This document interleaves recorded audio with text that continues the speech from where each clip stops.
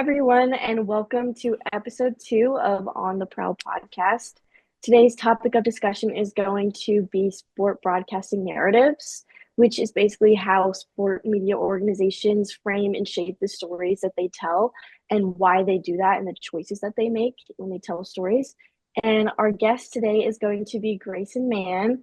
He currently works for TigerNet. He's a Clemson alum, and his extensive experience in podcasting and writing for a professional sports organization has led him to have a lot of really great insights and advice for us. So I'm Penelope Pourchier, and these are my co-hosts. Hi, I'm Ethan Kairaitis. What's up? Nolan Hauser. Hey, Jackson Bauer. Hi, I'm Katherine. Now let's get started. Good afternoon, everyone. Thank you for joining us for the second episode of On the Prowl. We are excited to have one of our very own Clemson family members today, Grayson Mann. He is a Clemson alumni, and he's now the sports writer and podcaster for TigerNet.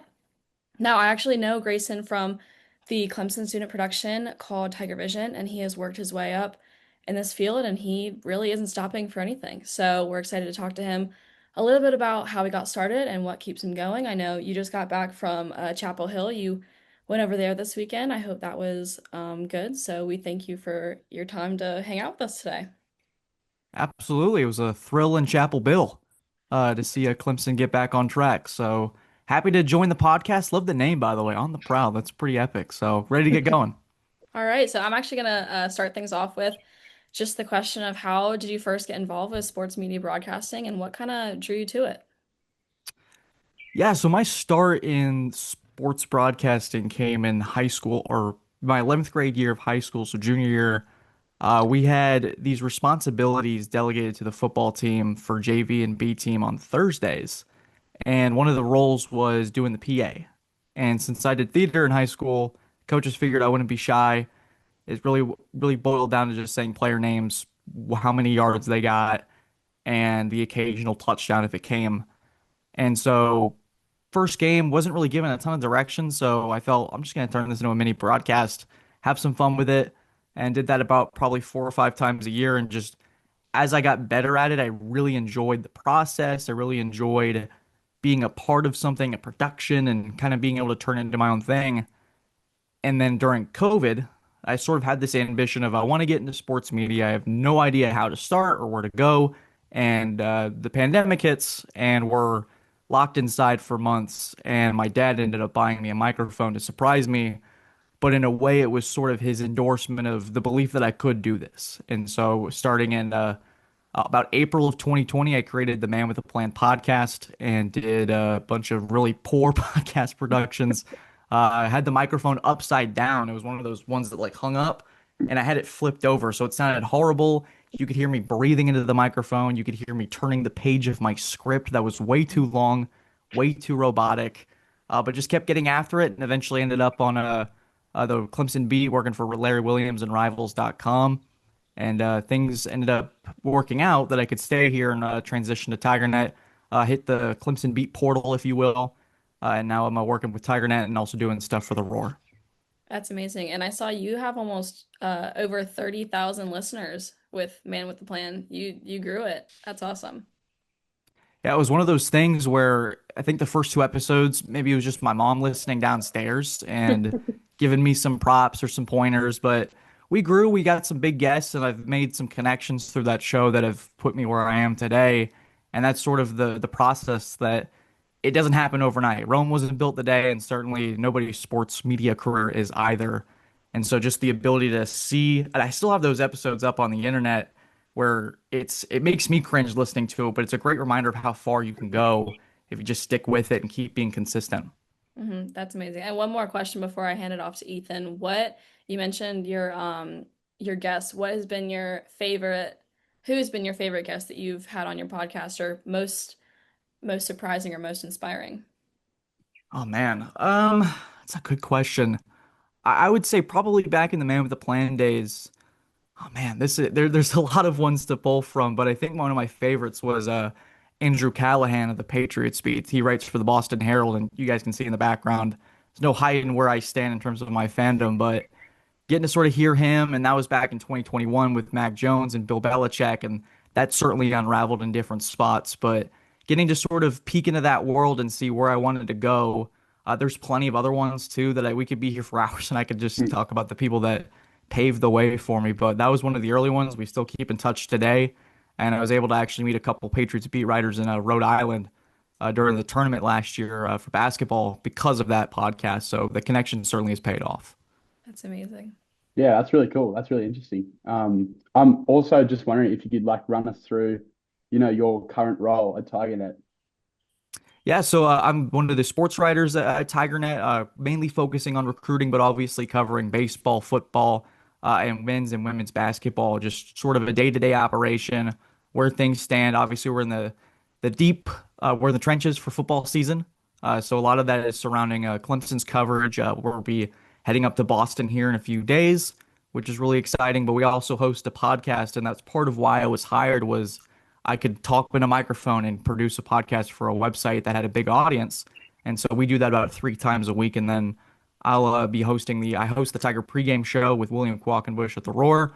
I'll be doing that with SMU, which is really exciting. So a lot of just crazy stuff. It's a busy time, but wouldn't trade it for the world. Yeah, right. Would you say it's pretty exciting, pretty diverse day to day, the stuff you sort of do? Like, is it pretty fresh and new? Yeah, I would say no day is the same. And so there's a lot of like today I'll get up probably around 7 in the morning, watch the UNC game over just to see if my thoughts on Saturday were confirmed. Clemson clobbered them, so I didn't really have to pay too much attention in that second half. But overall, that's sort of my routine as I try to watch the tape that I can. I wish I had Nolan's access of the all 22 so I could be able to really deep dive into it and be a football nerd. But stuff like that. And then tomorrow we'll talk to Dabo Sweeney and the players and just try to get an overview view of where things stand post North Carolina and headed to Boston College. So yeah, no day's different. And that's what I love about this gig is today I'll be sitting here with you guys and tomorrow could be a whole thing differently entirely on just a random afternoon. Okay, awesome. Thanks for that. Yeah, and so you're doing all this, and I've got to ask you, like, in all your experience all over time, like, what really makes a good story or narrative? Because I can see, like, you can really get a good story out of bad times, like football being in a bad time or whatever being in a bad time, you can get it, but also the really good you can get a good story out of. So, like, what exactly makes, I guess I kind of just answered my own question, but what really makes a good story? I think it's just the consistency, and I've learned to try to identify. One of the best pieces of advice I got when I was starting out was if I was coming home to my roommates at college and they didn't watch the game, let's say that they didn't decide to watch Dabo Sweeney versus Bill Belichick on Saturday. Maybe they had something going on, they were busy. They go, Grayson, what was the most important thing that happened? And basically at that point, just to kind of use it in that frame of mind, it's like, oh man, well, you have this big coaching matchup, but first play of the game, Sweeney really takes it to him and runs a trick play with Antonio Williams to TJ Moore for a pass that went 75 yards, and really Clemson never looked back. And so they try to frame it around that and I'm not going to explain, oh, Adam Randall had a 3-yard carry in the second quarter. No one's going to necessarily care about that. They want to hear about the big stuff, the details. One of my favorite things that we get to do at TigerNet is, especially during fall camp, is write these feature stories where sometimes we're asking players, what's your why for 2025? I think it was Colin Sadler that I was talking to. He said he was playing for his late grandfather that passed away and got to research that. And some of these things that make a great story is sometimes digging into the weeds and asking those questions that maybe your ordinary listener or reader is not going to be able to find on his own. And so that's the kind of fascinating part of diving into this job is I learn things and then I get to convey that to our audience and see how they kind of perceive it. They got an identification now with Sadler as he grows within the offensive line. Like, man, he's playing for something really special. And they were able to go to the playoffs last year. So it kind of adds to the depth of what we're trying to do.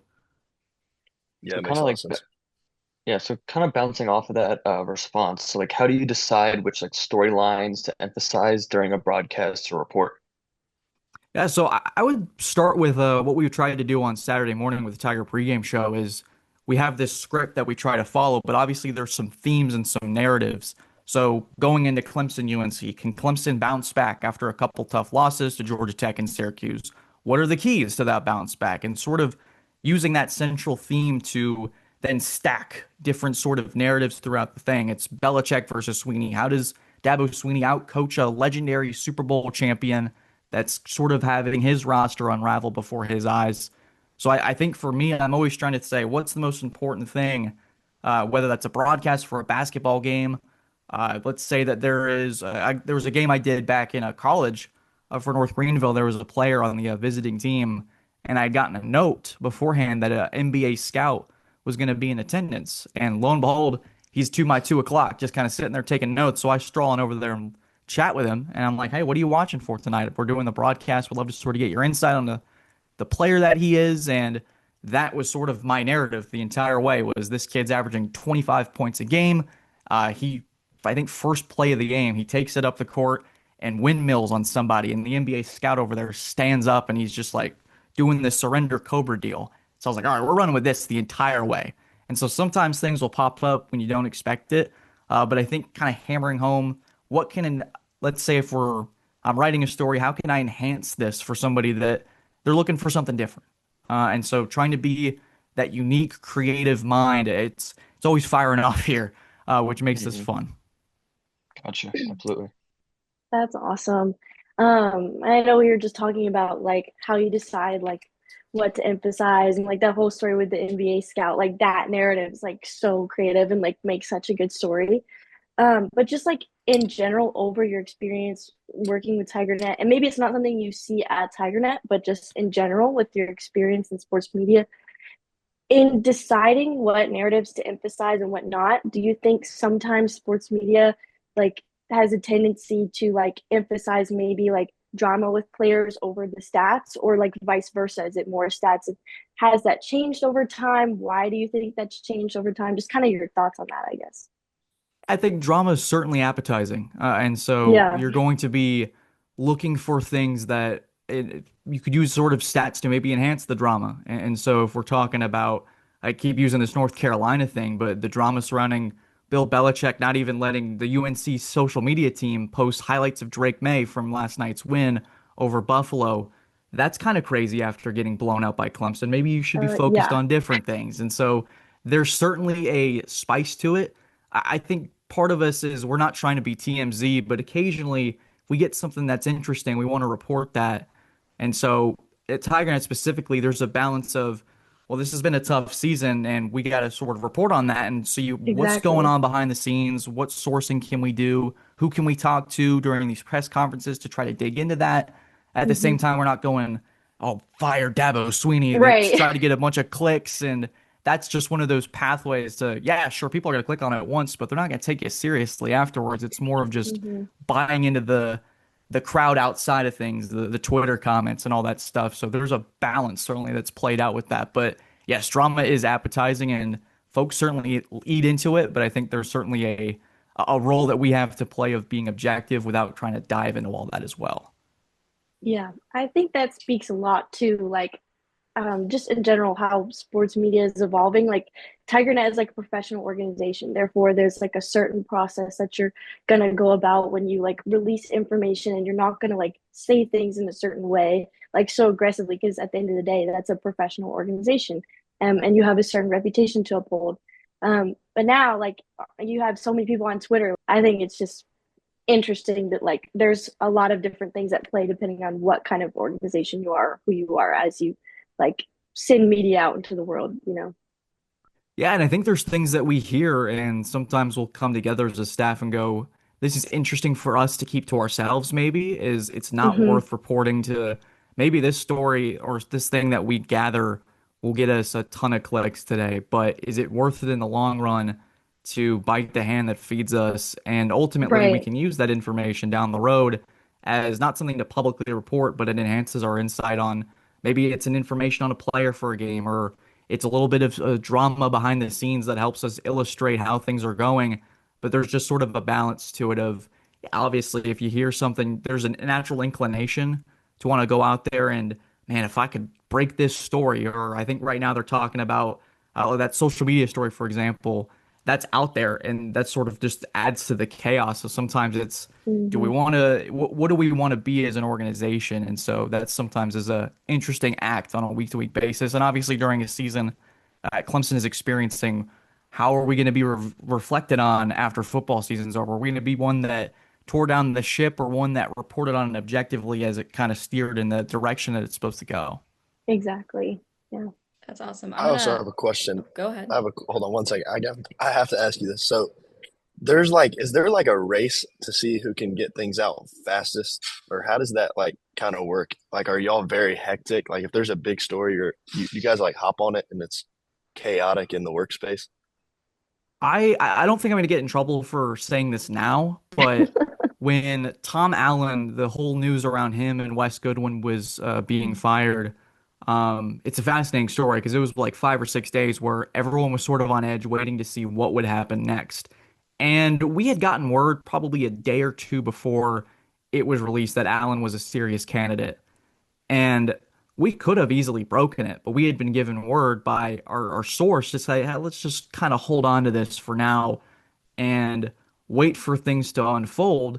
And it ended up paying off for us because lo and behold, the news comes out a day or two later, and we get a little bit of a trust now with that relationship. And we weren't the first ones to break it, and we certainly could have. But there's that balance of, yeah, because we're going to be writing about this for the next 2 weeks, and that's going to be the beef of what we build. We were choosing 2 weeks of Tom Allen content, analyzing how it's going to work for the defense. The podcast did record numbers that week because of us breaking it all down. Even still before that, there were rumors that certain coaches were being let go, and there's DMs from player recruits' parents being like, what's going on? And you're sort of having to scramble and figure that out. But there's certainly a race, and sometimes being first isn't always the best thing.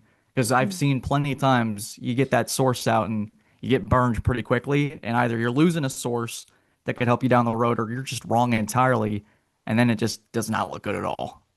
Yeah, that makes sense. And kind of a follow-up question. Grace and I liked your answer with that, and you can use this Tom Allen example for this next question. And Penelope, it's kind of a follow-up question towards you because obviously it connects with what we're talking about in our sports news media cast or class.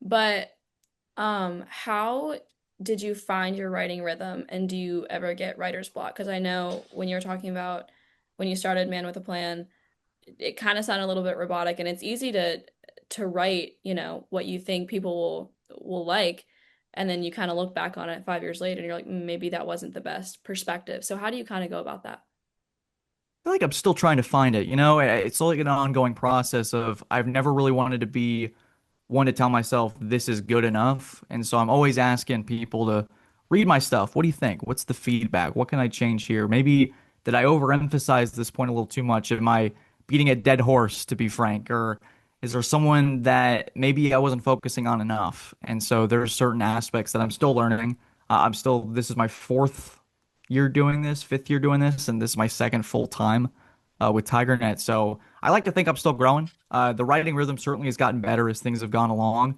And I will say there was a point in college where I was starting to do the internship. I was doing the podcast, and you get sort of burnt out. And so there was a balance that goes with that. Writer's block, I would characterize it as like you're struggling sometimes to figure it out because I think what my brain tries to do is overload with information. So sometimes I'm just sitting there at the blank page like, how do I want to start this? Because that's the most important part is I'm trying to hook the reader into continuing to scroll down the page and see if that's worth appetizing because we do get clicks and we do get certain things. If you scroll down enough and the ad is shown on the website, that's how the rent gets stayed. That's how the lights are on. So I got to hook them there. And so sometimes I maybe overthink it and I'm getting better certainly at that. It's easy during football season because there's so much to talk about that people are normally going to read anyways, but it's been a nice balancing act to learn what works, what doesn't, what titles work. Some of those keywords will either make people click away or they'll keep being interested. So I'm still learning, still growing, but certainly have found a rhythm that works for me right now. A little bit of trial and error. Thank you. I think that's crucial advice for sure, especially with anyone that wants to go into this field. Yeah, and I will say that it does, like we had sort of mentioned earlier in the program, it does not happen overnight. I mean, there's stories that I can find in the archives of my computer that I can look at right now and be like, man, what would my old mentor say with this? Like, gosh, not very good stuff. And so there's always a process that even now I'm still learning, and I try to keep an open mind. There's a lot of great folks on our beat that are much more talented than I am. The great Larry Williams, David Hood, Chapel Fowler, I can go on and on and on. about some of my colleagues that on that beat. They're great, and it's a wealth of knowledge to continue to learn from them. Grayson, really quickly, I'm wondering, you talked about your internship, and is that how you kind of got your foot in the door in the industry, or like, would you have any other, sort of tips, for anyone that was trying to get to where you are now? Yeah, I think the best advice that I ever got, and at the time I was really mad because I felt like that wasn't what I was looking for. I was looking for the secret sauce, the right words to say. And a guy was named Adam Hawk. He used to work for CBS, and Jim Rome, pretty legendary broadcaster in his own right. And he told me, Grayson, the one thing that I'll tell you, it's not some secret, it's not some crazy formula that you got to try to crack. Sometimes it's just being the nicest guy in the room and the hardest worker and not being afraid of the word no because it does come. There are times when doors are going to be shut, but one door shuts, another one's going to open right up. And my mentality around my junior year of college is I needed to take that next step. And sometimes a Twitter DM that gets left on scene, it's okay. It happens. A Twitter DM or an email that gets told with a thanks but no thanks, that's okay too.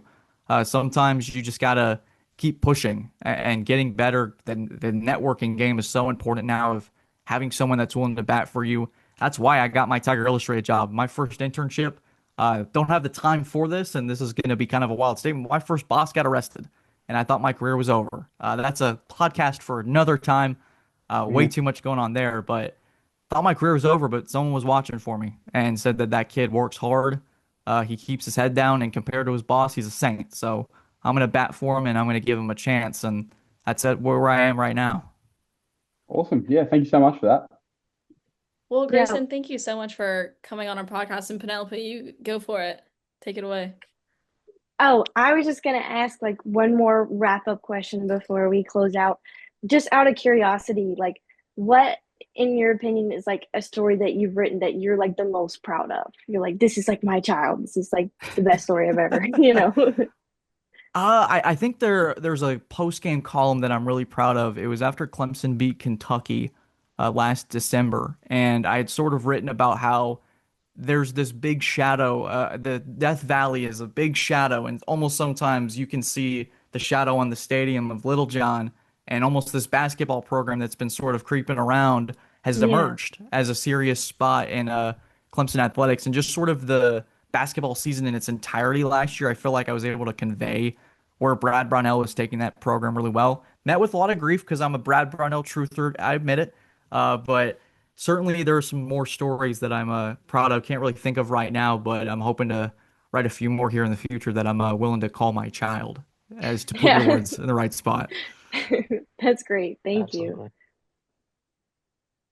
Well, Grayson, thank you so much for coming on our podcast. I mean, obviously, we know that you've done a lot of great stuff with Clemson, and then you graduated and you're still doing great stuff. So we're honored to be able to pick your brain a little bit and getting a little bit of inside on what you've been doing. So I appreciate your time.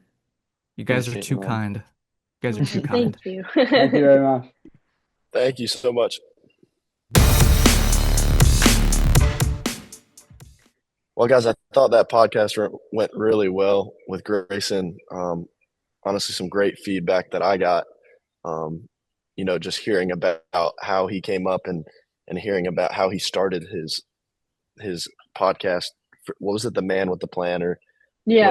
whatever it was? But I thought that was really cool. How most of us start at something like really small, and especially at like a young age, not really even in college, like starting his own podcast. And I think that's really cool how he's grown to really come up into where he is now with what he's doing here at Clemson after school. And I just think he's got a lot of experience that we can all learn from. And yeah, what did you guys think? Yeah, I agree. I think it's really hard to, first of all, have that confidence to start out on that kind of thing, especially in high school, because like everyone's very, very aware of like what everyone else is doing.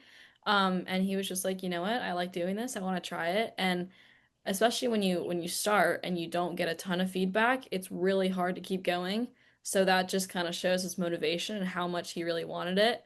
And I mean, he has an incredible resume throughout Clemson, and he just like you said, Nolan, he kept going, and it's kind of cool to see, that it really is like if you really want it bad enough, you can make it happen. Yeah, And kind of bouncing off of that, sorry, Penelope, to interrupt. no, Um, you're good. but I definitely think that he learns from each like podcast he does because he definitely talked about how he probably would have gone back and done something a little bit different.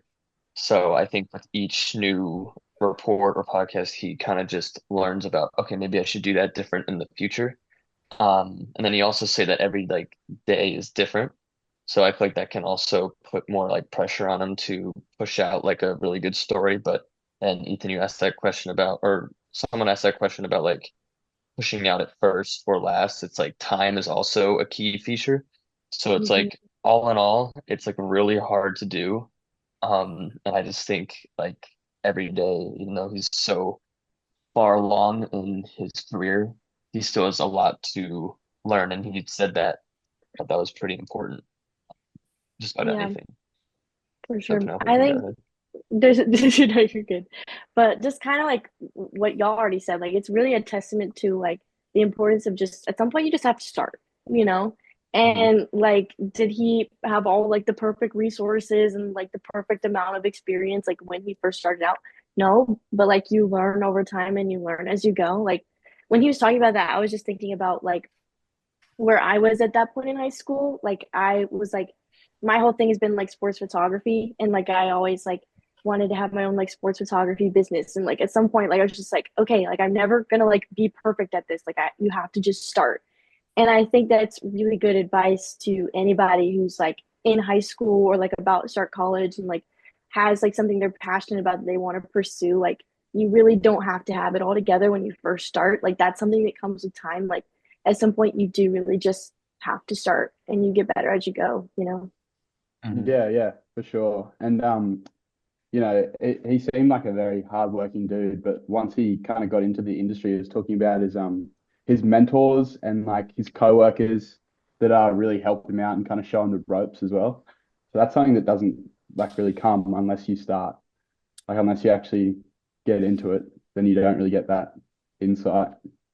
Mhm. Exactly. Yeah, and going off of that, like he's made some really great connections and he mentioned that he mentioned having some guests on his podcast that he's still friends with, he still talks to, he still reaches out to and it's kind of a win-win because he can help them and then they can help him. He mentioned being able to go to a conference just because of his connection and I think I mean, we talked about in the class, like if you're a good person and you're kind, you make those good connections and foster them, there's really no limit to what you can do because you never know when you're gonna need help and you're never, gonna know what, you'll want to do. So that's just kind of, a good reminder of like this, like how important it is. And especially we talked about it today, like with the new technology, it's somewhat easier, but it's also somewhat harder because Yeah. there's so many platforms that you could, foster those connections on. So I just thought that was kind of, very relevant to what we were talking about. But also the same thing with like the connections. When I asked him, I was honestly just curious mid interview um, about getting stories out fastest.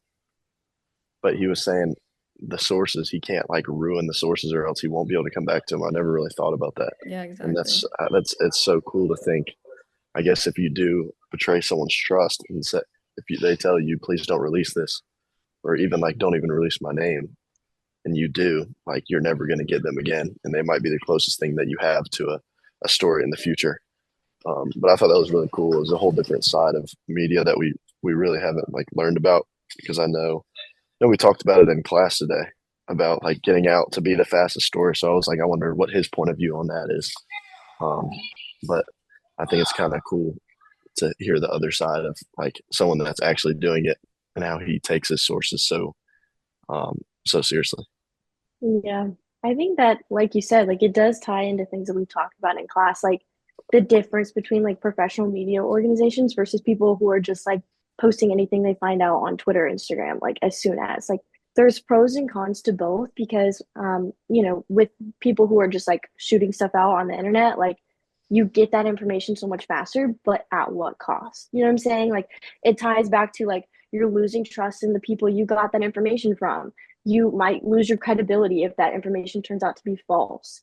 But I mean, on the other side, with like professional media organizations, like it's credible, and like that there's a certain like code of ethics that they're going to follow when they release information.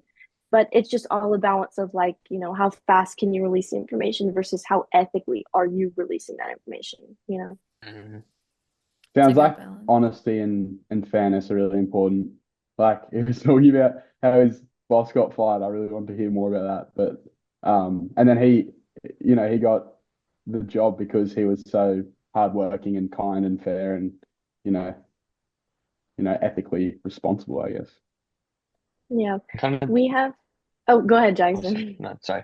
I was just gonna say how he touched on like how he wants his audience to continue to kind of like read the stories that he's posting about and like, reading the stuff that they want to see.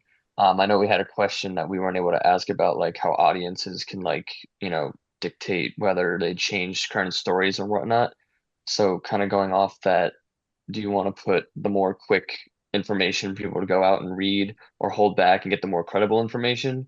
It may have that one audience go to someone else, before you, and that could impact how much you actually get people just to actually scroll on yours.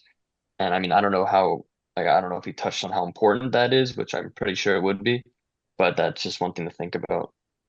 Yeah, and with his over 30,000 listeners with his original Man with a Plan podcast, I mean, you build such a loyal fan base, and then you bring those people into TigerNet, and then you build even Mhm. bigger audience, and they're even more loyal because they really like the way, you report, you write, you speak, like all that kind of stuff.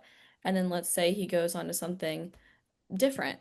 He's going to bring those audiences to that. So it's really interesting how it all works. And I remember a couple weeks ago, our professor talked about the sports broadcasting world is really small. Regardless of how huge this country is, it is tiny, and you're gonna run into people multiple times throughout your career. And so, don't shouldn't really burn bridges. And like Nolan, you said, with like the sources, you kind of need to respect and trust that like, okay, this person's not going to release it, and like just kind of have that in the back of your head because you never know when you're going to need them again. I think it's also like just like you said about like how do we release information responsibly. I think it's like you know that source that like gives you information could trust you to release things in like a timely manner in a way that's respectful towards them. But also you have to be intentional about like how you're wording the events that like have like transpired. And being really intentional about like how am I framing this, like how is the audience going to react to information like this, and how is that going to affect my source and my relationship with my source, and like what am I willing to give up to get a strong reaction out of the audience. Because we all know, like, I mean, Grayson said it too, people love drama, like people like things to like stir the pot, if you will.